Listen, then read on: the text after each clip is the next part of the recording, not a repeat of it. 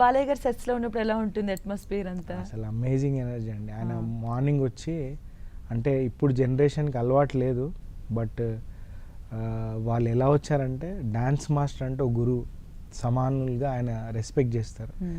First step చేసే ముందు నమస్కారం చేసుకొని మాస్టర్కి దండం పెట్టి అసలు నన్ను హగ్ చేసుకున్నప్పుడు ఆ ఎనర్జీ అక్కడే, ఆ రెస్పెక్ట్స్కే మనకేమనిపిస్తుంది అంటే మనకి ఈయనకు బెస్ట్ చెయ్యాలి అనే థాట్లోకి వెళ్ళిపోతాం.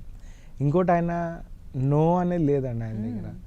నో, నేను ఇది చేయలేను, ఇది చేయండి, ఇది చేంజ్ చేయండి అని ఏది ఉండదు. ఆయన మీరు డాన్స్ మాస్టర్ డైరెక్టర్ ఏదైతే డిసైడ్ చేశారో అది బ్లైండ్గా చేసి వెళ్ళిపోతారు అంతే. అది దానివల్ల మాకు డాన్సెస్కి కానీ రిజల్ట్ మీరు చూశారు. ఇప్పుడు జాజికాయ సాంగ్ కానీ అఖండలో నేను చేసిన సాంగ్ కానీ దాని రిజల్ట్ అప్రిషియేషన్ ఎంత వచ్చిందంటే ఆయన నో చెప్పరు.